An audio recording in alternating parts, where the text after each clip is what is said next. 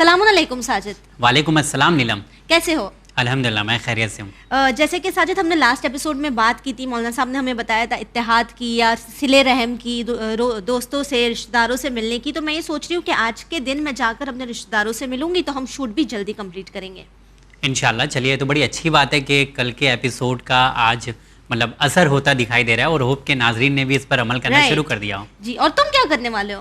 میں بھی کچھ ایسا ہی کروں گا نیلم کہ آج بہترین دن ہے، خوشی کا دن ہے، تو کچھ ایسے ہی کریں گے، کوشش کریں گے کہیں جائیں، کسی سے ملاقات کریں، کچھ ایسے کام کریں کہ لوگوں کو فائدہ ہو. اور ساتھ ہی جس طرح سے ہم کوشش کر رہے ہیں کہ ہم اپنے رشتہ داروں کو خوش کریں، تو وہیں ایک چھوٹی سی کوشش ہماری یہ بھی ہوتی ہے نا ساجد کہ ہم تمام یہ بات کہتے ہیں کہ ہم رسول خدا صلی اللہ علیہ وآلہ وسلم سے محبت کرتے ہیں، انہیں چاہتے ہیں، انہیں مانتے ہیں، لیکن اگر ہمیں یہ کرنا ہے تو ہم کس طرح کریں یہ آج کے ایپیسوڈ میں سیکھیں گے. بالکل. ایپیسوڈ کا مقصد ہی یہی ہوتا ہے پروگرام کا کہ کچھ نہ کچھ ضرور سیکھنے کا موقع ملے. اور ظاہر سی بات ہے اتنی بڑی ہستی رسول دو عالم صلی اللہ علیہ وسلم کی زندگی کے متعلق سے ہم لوگ بات کر رہے ہیں، تو ظاہر سی بات ہے بہت عظیم گفتگو ہوگی آج کے پروگرام میں. بالکل ٹھیک. تو کیوں نہ اس چرچا کو شروع کریں پروگرام چرچا ٹائم میں. بالکل. تو جی ہاں ناظرین، وقت ہو چلا ہے کہ آپ تمام کی ملاقات کروائیں. ہمارے پروگرام میں موجود ہیں حجت الاسلام والمسلمین عالی جناب مولانا کمال احمد خان صاحب قبلہ. السلام علیکم مولانا صاحب. وعلیکم السلام ورحمۃ اللہ وبرکاتہ. کیسے ہیں مولانا صاحب آپ؟ الحمدللہ. السلام علیکم مولانا صاحب. وعلیکم السلام ورحمۃ اللہ وبرکاتہ. جی. جس طرح سے میں نے شروعات میں کہا مولانا صاحب کہ ہر کوئی یہ چاہتا ہے، ہر کوئی یہ دعویٰ کرتا ہے کہ ہم آپ صلی اللہ علیہ وآلہ وسلم سے بہت محبت کرتے ہیں، لیکن آپ صلی اللہ علیہ وآلہ وسلم کی نگاہ میں، ان کی نظروں میں ان سے محبت کرنے والا انسان کس طرح کا ہونا چاہیے؟ واہ، بہت اچھا سوال ہے مولانا صاحب. بسم اللہ الرحمن الرحیم وبہ نستعین وہو خیر المعین. سب سے پہلے تو ہم جشن مولودین اور اس دو عظیم ہستیاں جو کائنات کی، ایک خود پیغمبر امین صلی اللہ علیہ وآلہ وسلم اور ایک صادق آل محمد امام جعفر صادق علیہ السلام کی ولادت کے موقع پر تہنیت اور تبریک پیش کرتے ہیں. اور جو آپ کا سوال نہایت اہم ہے کہ واقعاً ہر کسی کا یہ دعویٰ ہے، ہر کوئی اس بات کا نعرہ لگاتا ہے کہ ہم پیغمبر سے بے انتہا محبت کرتے ہیں اور پیغمبر کے ہم بہت قریب ہیں. جی مولانا صاحب، ہم اکثر دیکھتے ہیں نا کہ 17 ربیع الاول 12 ربیع الاول کے موقع پر ہم ہمارے سوشل آئی ڈیز پر بھی کافی پوسٹ کرتے ہیں کہ فالوور آف رسول خدا صلی اللہ علیہ وآلہ وسلم. تو کیا یہی ہے، اسی طرح کا دعویٰ پیش کرنا ہے؟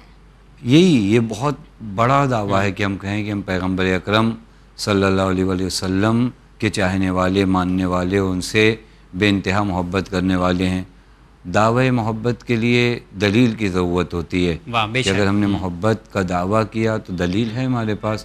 میں آپ کی خدمت میں آج آپ کے اس بہت اچھے پروگرام میں ایک روایت سے آغاز کروں جہاں پیغمبر بتاتے ہیں کہ مجھ سے سب سے زیادہ قریب کون ہے. اب یہاں کسی کو ججمنٹ دینے کی ضرورت بھی نہیں ہے، انہوں نے خود بتایا کہ تم میں سے مجھ سے سب سے زیادہ قریب کون ہے. یعنی میرا سب سے زیادہ محبوب کون ہے، مجھ سے سب سے زیادہ قریب کون ہے. پیغمبر نے کچھ ویلوز اور کچھ کوالٹیز کو یہاں بیان کیا تو شاید اس کے ذریعے اندازہ ہو کہ ہم نزدیک ہوئے ہیں کہ نہیں. بہت ایزی ہو جائے گا اپنے آپ کو چیک کرنا کہ میں کس قدر پیغمبر سے قریب ہوں. اس روایت کو سامنے رکھا جائے اور روایت بھی پیغمبر اکرم سے ہے اور پیغمبر بتائیں گے نا کہ مجھ سے سب سے زیادہ قریب کون ہے اور میرا محبوب سب سے زیادہ کون ہے. یہ روایت بڑی حسین روایت ہے. احسن، تم ڈائریکٹ پیغام ہے جہاں پر پیغمبر اکرم آغاز اس طرح کرتے ہیں، الا اخبرکم بے اشبہکم بی، کیا میں تم لوگوں کو بتاؤں. دیکھیں جملہ بھی ایسے ہی ہے، کیا میں تم لوگوں کو بتاؤں کہ تم میں سے سب سے زیادہ میرا شبیہ کون ہے. شبیہ یعنی سملیرٹی، تم میں سے سب سے زیادہ مجھ سے کس کی ہے اور کون میرے قریب ہے. قالوا بلا، سب نے کہا یا رسول اللہ آپ بتائیں گے تو بہتر ہو جائے گا کہ ہم میں سے سب سے زیادہ آپ کا قریبی کون ہے. پیغمبر نے فرمایا، اب یہاں کے بعد وہ کوالٹی شروع. پیغمبر فرماتے ہیں احسنکم خلقاً، تم میں سے جس کا اخلاق جتنا اچھا ہے وہ مجھ سے زیادہ اتنا قریب ہے. بس ایک پوسٹ کر دینے سے ہم پیغمبر کے محبوب نہیں بنتے. پیغمبر گنوا رہے ہیں کہ تم میں سے اخلاق کے لحاظ سے جس کا اخلاق جتنا اچھا وہ اتنا مجھ سے قریب. ایک چیز وہ عَلِيَنَكُمْ كَنْفًا، تم میں سے نرم دل کون ہے. بعض لوگ کہتے ہیں ہم کسی کی بات برداشت نہیں کرتے اور یہ نہیں ہو پاتا. پیغمبر فرماتے الینکم کنفن, نرم دل کون ہے؟ نرم دل جو جتنا ہوگا اتنا مجھ سے قریب ہے. یعنی اگر کسی مظلوم کو دیکھ کر آپ تڑپ جائیں تو اس کا مطلب آپ پیغمبر کے قریب ہیں. اگر آپ سخت دل ہو جائیں تو اس کا مطلب پیغمبر سے آپ دور ہیں. پھر پیغمبر فرماتے ہیں وَأَبَرُّكُمْ بِقَرَابَتِهِ, وہی جو ابتدا میں آپ لوگ بات کر رہے تھے کہ رشتہ داروں سے ملنا, یہ تیسری کوالٹی ہے جسے پیغمبر اکرم بیان کر رہے ہیں. اور تم میں سے اپنے رشتہ داروں کے ساتھ جو جتنی زیادہ نیکی کرتا ہے مجھ سے قریب ہے. یعنی ہم جب رشتہ داروں کے ساتھ نیکی کرتے ہیں تو ہم کو لگتا ہے کہ انہی کا فائدہ ہو رہا ہے.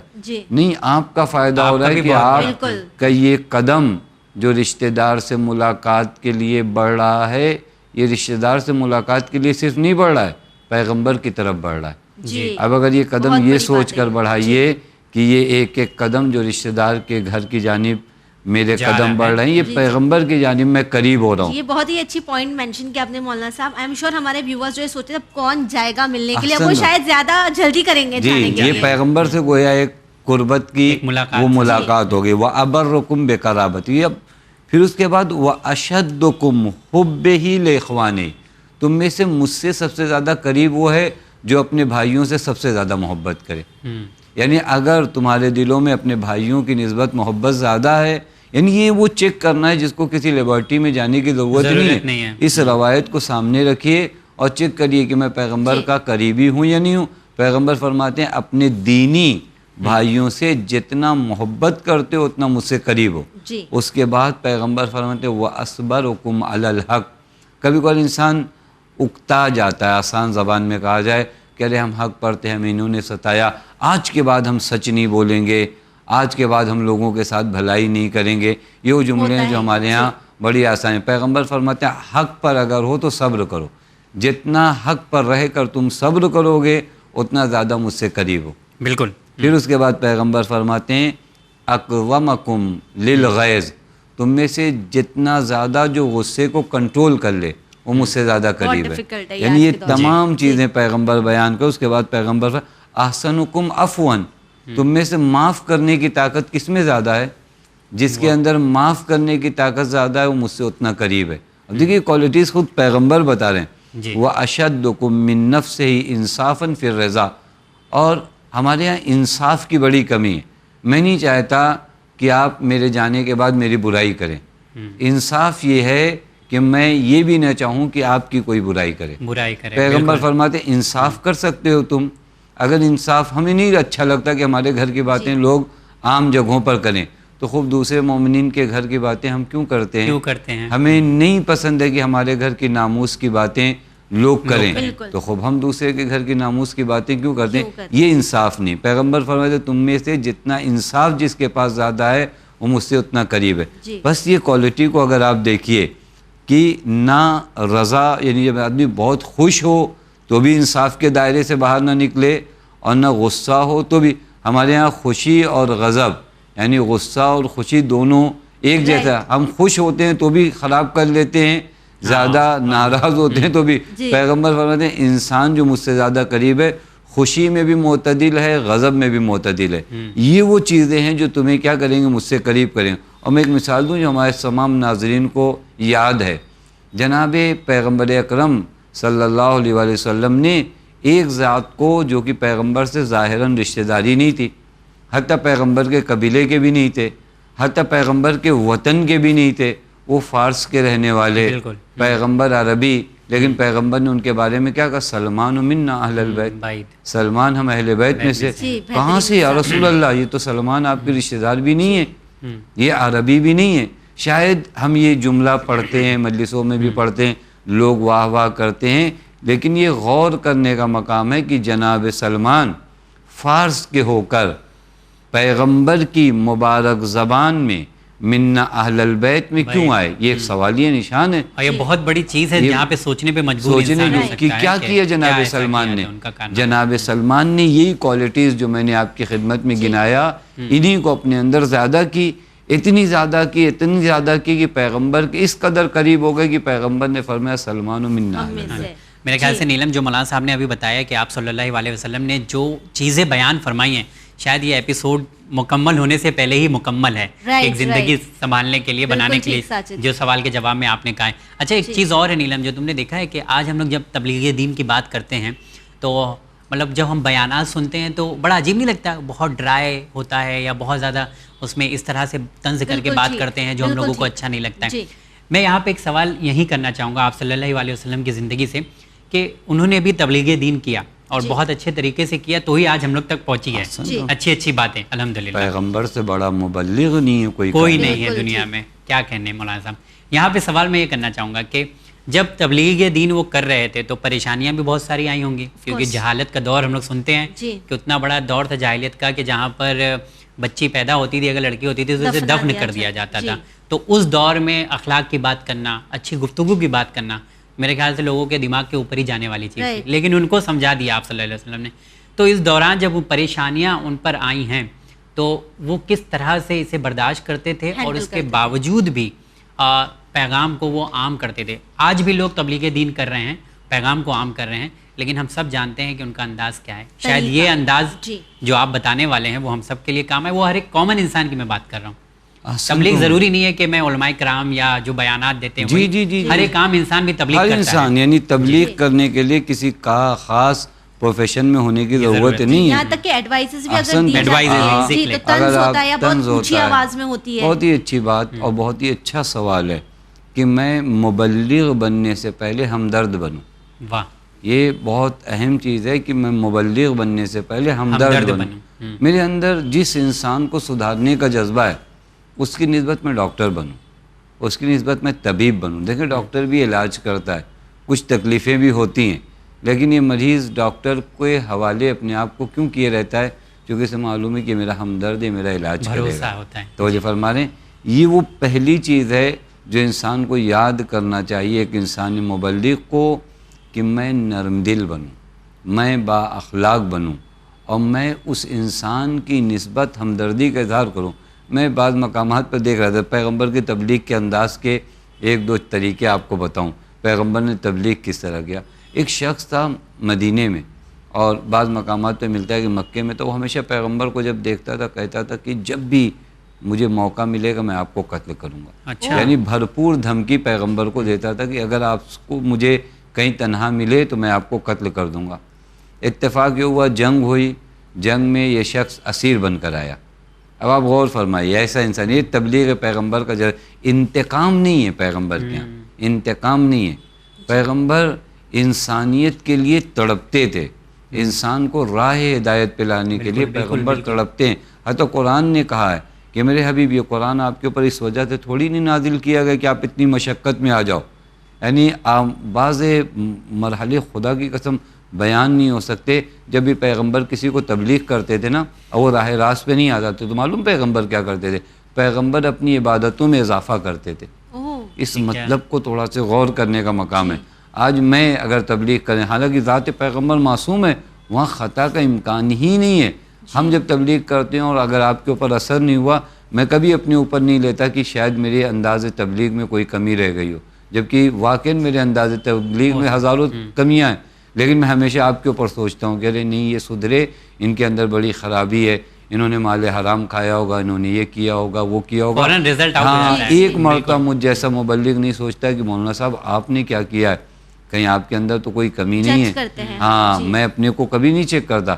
جبکہ تاریخ میں ملتا ہے پیغمبر جب تبلیغ کرتے ہیں تو پیغمبر جب دیکھتے ہیں کوئی راہ راست پہ نہیں آتا تو پیغمبر اپنی عبادتوں کو بڑھا دیتے. کیوں؟ چونکہ میرے اندر اور نورانیت آئے تاکہ لطف خدا اور یہ انسان ہدایت پا جائے.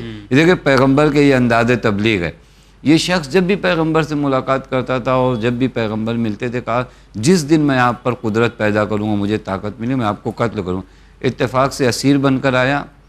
پیغمبر اکرم صلی اللہ علیہ وآلہ وسلم مسجد میں جا رہے تھے, دیکھا اسیروں کے بیچ میں وہ شخص بھی کھڑا تھا جو پیغمبر کو ہمیشہ دھمکیاں دیا کرتا تھا. کوئی ہوتا تو شاید طنز کر دیتا اس وقت. پیغمبر گزرے, پیغمبر نے اسے دیکھا, کہ تم وہی ہو؟ کہاں میں وہی ہوں. پیغمبر اکرم نے فرمایا تمہارے ساتھ کیا کیا جائے؟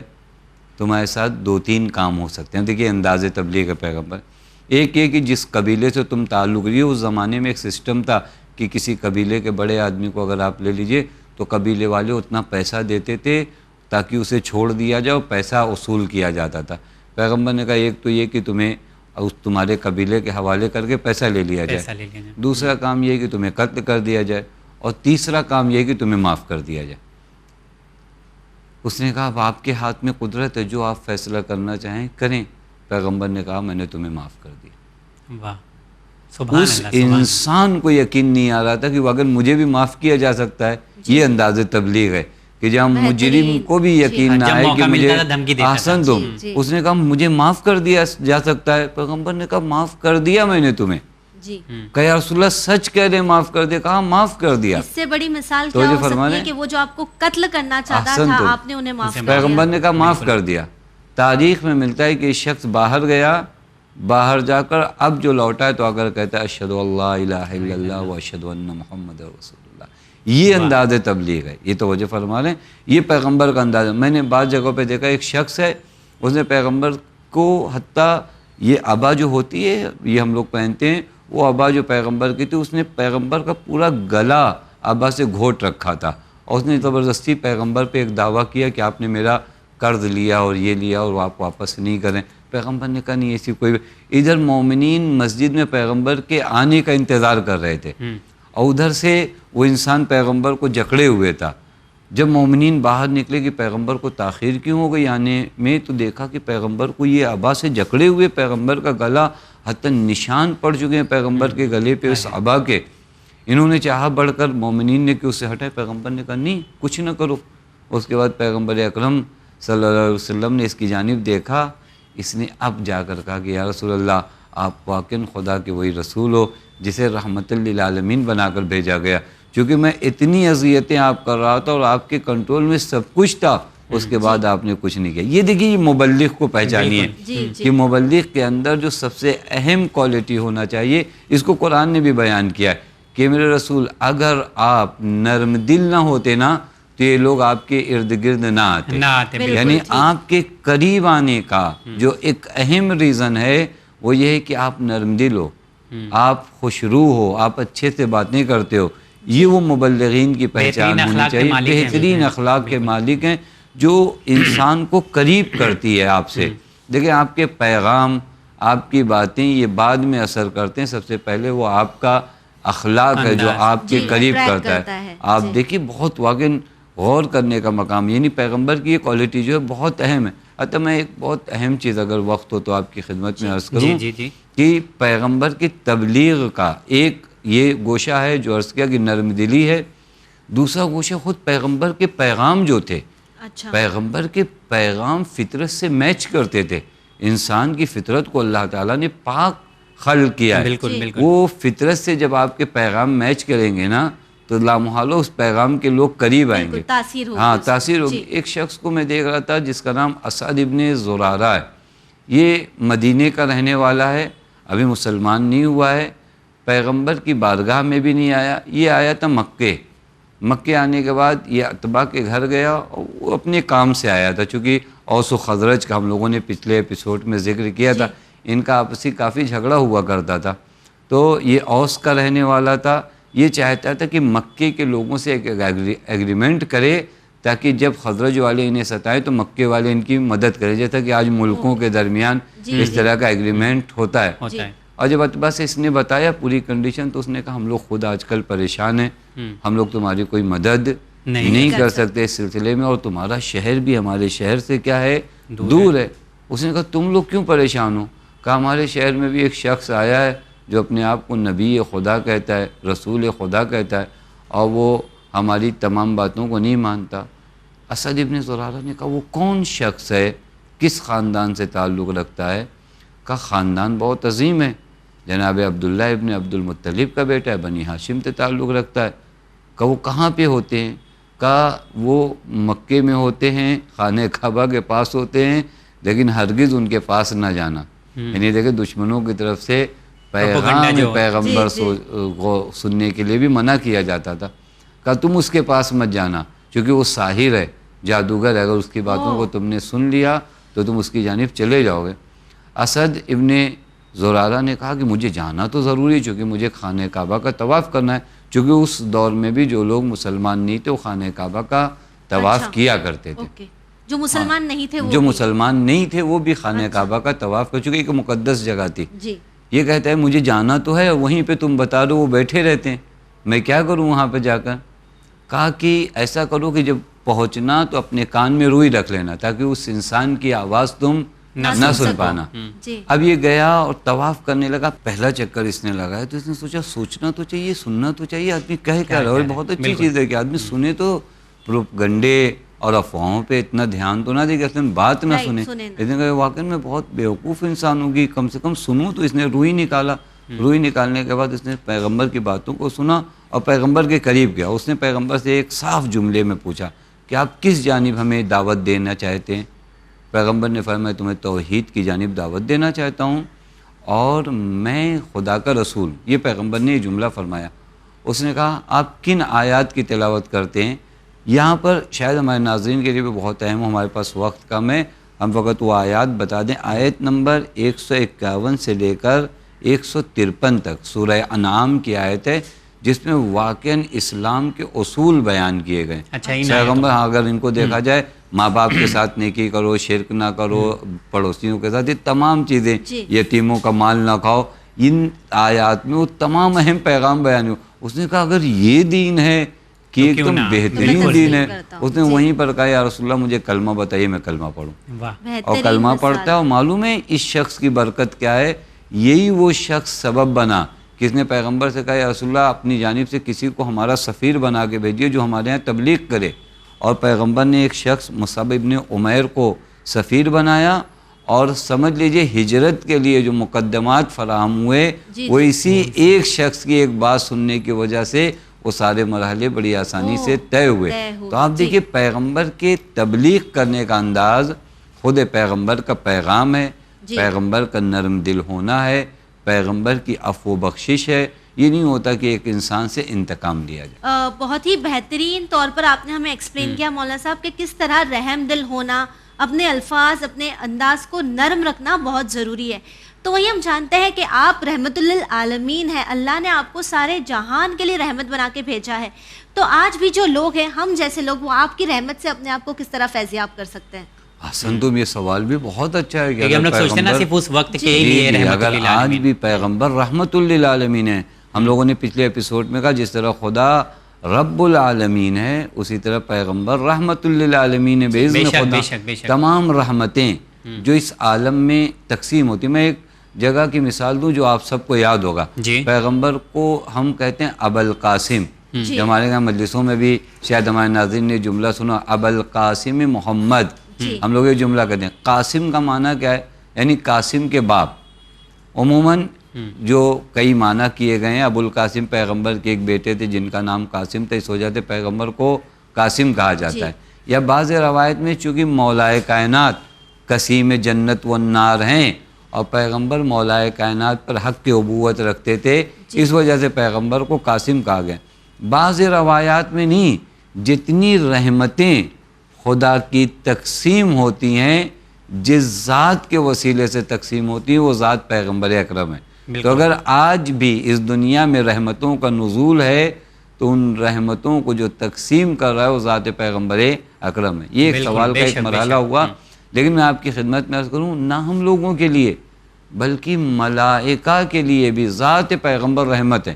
حتیٰ ایک روایت عجیب ملی جہاں جناب جبرائیل آیت جو آپ نے تلاوت کیا کہ وما ارسلناک الا رحمت للعالمین لے کر جب جناب جبرائیل آئے تو پیغمبر نے خود جناب جبرائیل سے پوچھا کہ کیا میری رحمت تمہیں بھی شامل ہے, یعنی میرے وجود کی برکتیں تمہیں بھی شامل ہیں؟ جناب جبرائیل نے فرمایا یا رسول اللہ مجھے جب پروردگار عالم نے خلق کیا تو میں اپنی عاقبت کی نسبت بڑا فکر مند تھا کہ میرا انجام کیا ہوگا. چونکہ یہ ہونا چاہیے, ہر آدمی کو اپنی عاقبت کو لے کر ایک ٹینشن ہونا چاہیے. لیکن اس وقت جب میں آپ پر ایمان لے آیا اور آپ کی رحمتیں شامل حال ہوئیں اس وقت میں مطمئن ہوں اور اللہ تعالیٰ نے میری مدح و ثنا کیا. اب آپ دیکھیں ملائکہ بھی رحمت پروردگار عالم سے فیضیاب ہیں. ہم کیسے اس دور میں رحمت پیغمبر اکرم صلی اللہ علیہ وسلم سے فیضیاب ہے؟ میں آپ کی خدمت میں عرض کروں ایک تو یہی کہ یہ ظاہری نعمتیں جو ہیں وہ صدقہ پیغمبر اکرم ہے، بے شک، دیگر بے یہ شک۔ کہ وہ جو پیغام پیغمبر ہے، پیغمبر کا پیغام 1400 سال پہلے کے لیے تو نہیں تھا، پیغمبر کا وہ جو قیام تھا انسانیت کے لیے، پیغمبر کے وہ جو ظلم کے خلاف آواز تھی، پیغمبر نے وہ جو نسلوں کی تمیز اور نسلوں میں جو فرق اور ڈفرینس قائم کیا گیا تو ان کو جو دور کیا، پیغمبر نے جو ظلم کے خلاف قیام کیا، یہ تمام وہ چیزیں ہیں توجہ فرما رہے ہیں جس سے آج ہم فیضیاب ہو رہے ہیں۔ آج بھی اگر حق کی آواز، اگر آج بھی کسی مظلوم کو ستایا جا رہا ہے اور ایک آواز عدالت اٹھ رہی ہے تو اس کا مطلب رحمت پیغمبر اس کو شامل ہے۔ بلکہ یہ مثال اس طرح بھی اور دیا جائے، بعض کو جو نہیں شامل ہے وہ اس وجہ سے نہیں شامل ہے کوئی دور ہے، بالکل اس کی مثال بعض علماء بڑی حسین دیتے ہیں کہ آپ ایک ہاسپٹل بنائیے، بہترین ہاسپٹل بنائیے، بہترین امکانات، بہترین مشینریز، بہترین بیڈ، یعنی ایک مکمل ہاسپٹل بنائیں۔ اب یہ وہ ہاسپٹل اس پورے محلے والوں کے لیے بہترین نعمت اور رحمت ہے، اب وہاں پر ایک مریض نہ آئے ہاسپٹل میں تو آپ یہ تو نہیں کہہ سکتے کہ اس میں ہاسپٹل کی غلطی ہے، یہ کھلا ہے سب کے لیے، یہ یہاں پر آپ آئیے اور اپنا علاج کرائیے اور یہ آپ کے لیے مہیا ہے۔ جس طریقے سے یہ ہاسپٹلز کھلتے ہیں اور ہمارے جسم کا علاج کرتے ہیں، اسی طرح سیرت پیغمبر، پیغام پیغمبر ہماری روح، ہمارے کردار کا علاج کرتے ہیں۔ اور یہ پیغمبر کسی خاص قوم سے تعلق نہیں رکھتے، جو بھی بیمار روح ہے آئے اس نبی اکرم کی سیرت کے دائرے میں، وہ رحمت پیغمبر اس کو شامل ہے۔ یعنی جب تک انسانیت باقی رہے گی ہر کوئی آپ کی رحمت سے فیضیاب ہوتا رہے گا۔ بے شک، اور میرے خیال سے جنہیں رسول دو عالم کہا جاتا ہے، رحمت للعالمین کہا جاتا ہے، صادق کہا جاتا ہے، امین کہا جاتا ہے، وہ ساری کوالٹیز جو ہم لوگ سنتے رہتے ہیں وہ میرے خیال سے مطلب سوچنے پر مجبور کر دیتی ہے کہ ایک انسان اس دور میں جو جاہلیت سے بھرا تھا اور نہ جانے کیسی کیسی حرکتیں ہوتی تھیں، اس دور میں آ کے اتنی بڑی بڑی چیزیں اور اتنی اہم چیزیں جو ہماری زندگی آج ہم لوگ فیس کرتے ہیں نا، وہ ساری چیزیں کے بارے میں بیان فرمایا ہے۔ یہ بہت بڑی بات ہے نیلم۔ مولانا صاحب یہاں پر آپ کا تہ دل سے شکریہ ادا کرنا چاہیں گے کہ آپ نے وقت نکالا اور اس پروگرام میں آئے، اور میرے خیال سے کہ سیرت النبی کی جب ہم لوگ بات کرتے ہیں تو صرف یہ باتیں کرنے کے لیے نہیں ہے، بلکہ ان کے ہمارا جو اصول ہونا چاہیے وہ کہ آپ کی سیرت پر ہم سب چل کر دکھائیں تو ہی ہم ان کے بہترین پیروکار کہلائیں۔ بہت شکریہ، انشاءاللہ پھر کسی پروگرام میں آپ سے ملاقات کریں گے مولانا صاحب۔ جی نیلم، بالکل ٹھیک کہا ساجد، اور میں امید کرتی ہوں کہ انشاءاللہ ہمارے آج کے ایپیسوڈ کے بعد ہم سمجھیں گے کہ کس طرح آج بھی رسول خدا صلی اللہ علیہ وآلہ وسلم کی وجہ سے انسانیت باقی ہے۔ بالکل۔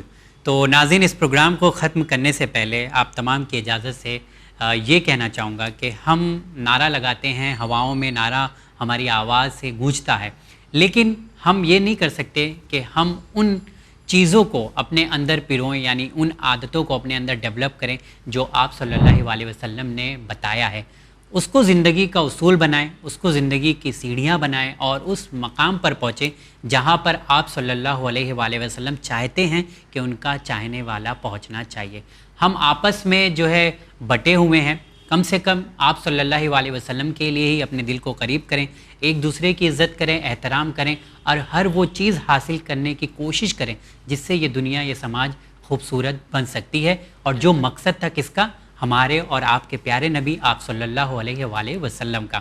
اس پروگرام کو ہم لوگ یہاں پر ختم کرتے ہیں، لیکن تمام سے گزارش ہے کہ جو سیرت آپ کی تھی اسی پر عمل کرنے کی ہم لوگ پوری کوشش کریں گے انشاءاللہ۔ دیجیے اجازت، ہمیں ہماری ٹیم کے ساتھ دیکھتے رہیے چینل ون۔ بہت شکریہ، خدا حافظ۔